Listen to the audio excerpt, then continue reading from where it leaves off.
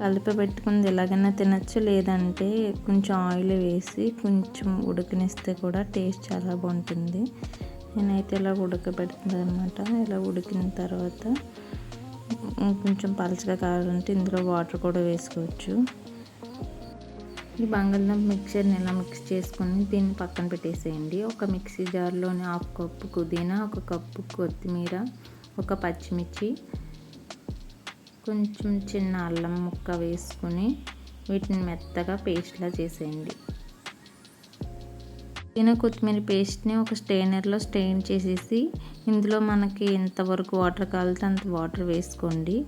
ఇందులోని కొంచెం చింతపండు నానబెట్టుకుని చింతపండు రసాన్ని కూడా ఇందులో వేసేసేయండి. ఇప్పుడు ఇందులోకి మనం 1/2 teaspoon chaat masala, 1/2 teaspoon కారం, 1/2 టీ స్పూన్ ధనియాల పొడి, అలాగే ఉప్పు కూడా వేసి దీన్ని బాగా మిక్స్ చేయండి.